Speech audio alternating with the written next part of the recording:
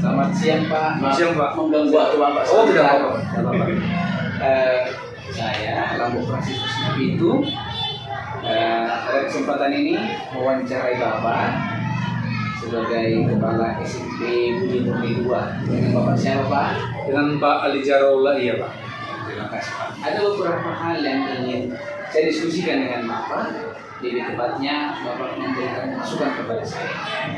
Hal yang pertama, selama ini Pak, bagaimana Bapak mengidentifikasi kasus-kasus yang merupakan dilema etika atau rujukan moral? Cara mengidentifikasinya Bapak?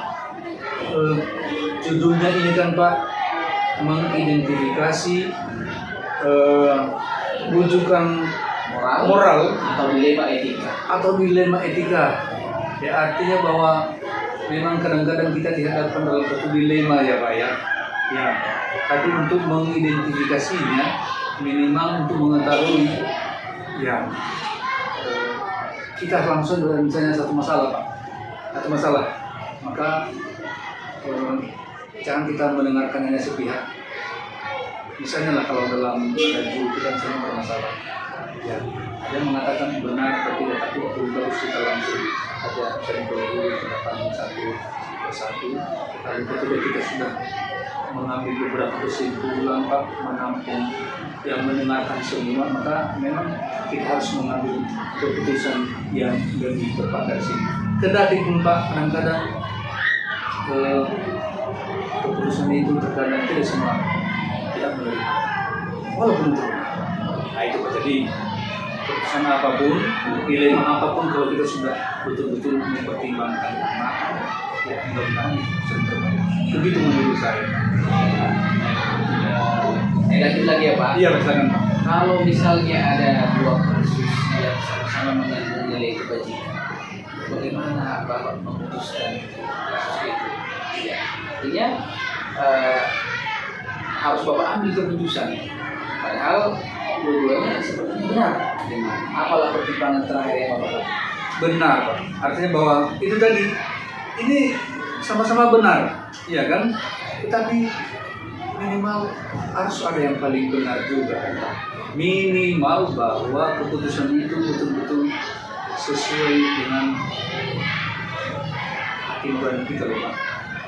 Ada yang benar, semuanya benar, tapi belum tentu bijak dan belum tentu itu adalah keputusan yang paling benar. Tapi ketika minimal kita sudah mendengarkan suara hati kita dan minta petunjuk, pasti akan jatuhkan salah satu keputusan kebijakan yang terbaik. Menurut saya begini. Ada kira-kira prosedural tertentu untuk melakukannya? Nah itu tadi Pak, dengarkan semua pihak satu persatu, lalu ada kadang benar tapi belum tentu itu baik, ya kan Pak? Benar belum tentu baik, tapi itu baik benar tapi belum tentu bijak. Nah itu tadi, ketika kita sudah semua menampung aspirasi saja, misalnya dalam hal tertentu, saya coba pikiran sama Pak Nabi itu, Pak ini ada satu dilema ini, lalu dua-duanya benar. Menurut Bapak, gimana ya sebagai Pak Anies? Nah, seperti itulah yang barangkali bisa kita akomodir, Pak, bisa kita ikuti dalam ketika kita berhadapan dengan masalah-masalah seperti itu. Demikian Pak. Ada kira-kira selama ini Pak tantangan dalam mengambil keputusan tersebut? Banyak, pasti banyak. Ada begini Pak, sebaik apapun kebijakan itu tidak semua orang, belum tentu semua orang bisa menerimanya. Tetapi risiko apapun ketika tadi kita sudah mengambil keputusan kebijakan terbaik, pasti Pak bagi pihak ini pasti tidak menyenangkan. Bagi pihak lain pasti itu menganggap bahwa itu satu keputusan terbaik. Biasa itu Pak. Lalu contohlah, mana ada misalnya seorang pencuri Pak, ya kan Pak, kesimpulannya menurut saya seperti itu Pak. Pasti ada pro dan ada kontra. Lalu kebijakan apapun yang kita sudah buat, pasti tidak semua pihak akan menerima dengan baik. Kita ini kan Pak, jujur saja lah, kita selalu berusaha untuk berada di zona nyaman. Dulu kita pun saya rasa begitu, tapi sejauh itu tidak terlalu fatal tanpa ya bahwa itulah kita perlu untuk mengedukasi nah, demikian saya rasa. Siap. Iya.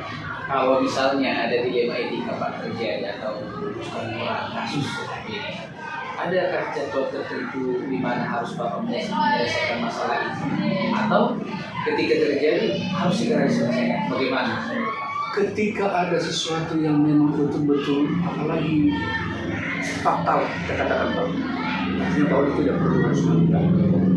Pada saat itu kita harus selesaikan, memanggil guru yang bersangkutan misalnya atau pembawa, walaupun terkadang dengan situasi yang apa ini, maka minimal kita cari waktu yang lebih tepat untuk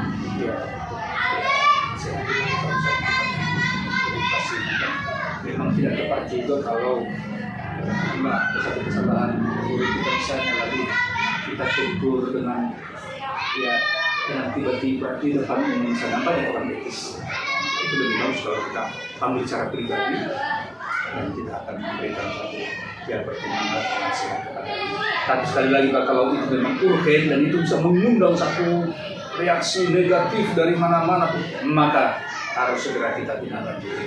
Tidak akan sudah tindak-tindak apa-apa. Nah, demikian saya rasa. Terima kasih Pak. Super. Dalam menyelesaikan. Selamat siang Pak. Siang, sehat, walafiat, alhamdulillah. Senang sekali berdiskusi dengan Bapak Kepala SMA Budi Murni II. Dengan Bapak siapa Pak? Bapak Rafael. Pak, ada beberapa hal yang ingin saya mendengar masukan dari Pak. Bagaimana Bapak mengidentifikasi sebuah permasalahan, apakah itu dilema etika atau permasalahan rujukan moral? Kalau yang sering kami lakukan di SMA ini, permasalahan apapun itu, maka kami cara menyelesaikan itu dengan cara kekeluargaan di sini. Kalau masalah itu misalnya masalah siswa, masalah itu kami buat dulu di rapat dewan guru. Setelah dibuat di rapat dewan guru, baru kita minta lapor permasalahannya, karena dari yang pertama itu harus kami dari wali kelas. Setelah dari wali kelas, kami tanya lagi ke BP. Dari BP barulah ke bagian kesiswaan. Begitu. Kalau permasalahan itu sudah selesai pada tingkat wali kelas, oke, selesai. Kalau permasalahan itu harus lanjut misalnya ke BP, harus panggil orang tua, ya berarti kita lakukan seperti itu. Jadi permasalahan itu diselesaikan berdasarkan kekeluargaan dan berdasarkan bagaimana sikap kita terhadap anak-anak, bahwa anak-anak itu kan anak kita sendiri. Artinya kalau anak-anak ini pun yang salah melakukan sesuatu, berarti juga kesalahan kita dalam mendidik. Jadi yang bersifatnya adalah bersifat kekeluargaan. Tidak misalnya siapa yang salah, kenapa salah, tidak seperti itu. Solusi apa yang kita lakukan untuk memecahkan masalah itu yang paling tepat kalau misalnya. Karena kalau kita tanya, kalau misalnya ada berantem anak, siapa yang salah, kenapa ini, semua dia akan membicarakan masalah itu karena si anu, selalu dia membicarakan kebenaran pribadi. Tapi kalau kita memecahkan masalah adalah dasar kekeluargaan, solusi apa yang kita buat ke depan biar jangan terjadi seperti ini. Itu yang paling enak dan paling bagus menurut saya. Jadi dalam pengambilan keputusan, hal yang menjadi pertimbangan utama apa sama Bapak? Kalau pengambil suatu keputusan itu, kita melihat suatu permasalahan itu bagaimana besar permasalahannya. Ya kalau permasalahan itu sudah diselesaikan oleh misalnya wali kelas, ya udah selesai, bahwa keputusan itu diselesaikan oleh kelas, cukup pada tingkat wali kelas. Kalau misalnya dibicarakan lebih lanjut lagi permasalahannya dengan BP, bisa diselesaikan oleh BP, maka keputusan itu pada tingkat TP. Kalau misalnya haruslah misalnya permasalahan itu pada bidang kesiswaan, baru bisa diselesaikan pada tingkat kesiswaan, berarti permasalahan itu diikat pada siswa pada yaitu kesiswaan. Tapi kalau misalnya permasalahan itu tidak terselesaikan pada kesiswaan, harus ke level yang lebih lanjut yaitu ke kepala sekolah sebagai pengambil keputusan, kita bicarakanlah secara kekeluargaan. Kenapa dan terjadi apa?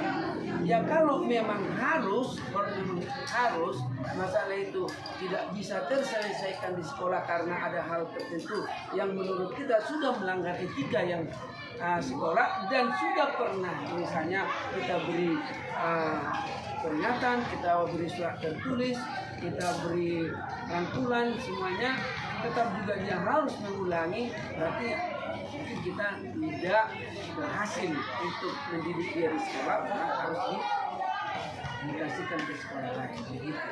Nah, tapi dengan syarat yang paling utama adalah kita harus berbesar hati mendidik anak-anak ini, dan apa orang tua selalu mengharapkan dia ke sekolah itu disekolahkan untuk berhasil dari sekolah itu, bukan pindah dari sekolah itu. Dan menurut saya sekolah yang berhasil membuahkan alumni-alumninya bukan hanya dilihat dari segi seberapa besar dia masuk PTN ini, tidak, tapi seberapa besar kita bisa mendidik anak-anak ini mengubah karakternya ke arah yang baik, itu juga merupakan satu keberhasilan. Dan itulah menurut saya tugas kita sebagai pendidik juga. Ya, Pak Tanggang, selama ini kami tahu memang Bapak ini adalah kepala sekolah pengalaman. Ada kendala-kendala dalam pengambilan keputusan yang pernah Bapak alami? Kalau di sini kan karena kita sudah mempunyai peraturan di sekolah ini ada, yaitu aturan sekolah sudah ada. Kita juga harus berdasarkan yaitu aturan-aturan itu.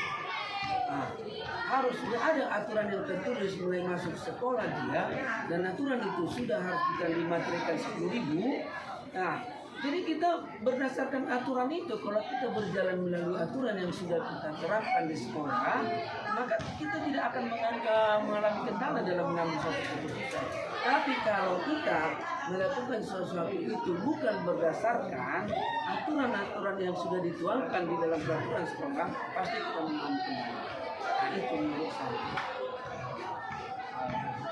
Oke, kami tahu sekolah Bapak ini salah satu sekolah terfavorit ini, terbukti merupakan sekolah penggerak. Jadi dalam mengambil keputusan pasti banyak hal yang bijaksana dilakukan. Biasanya Pak, adakah orang-orang tertentu atau faktor-faktor tertentu yang membantu Bapak dalam mengambil keputusan?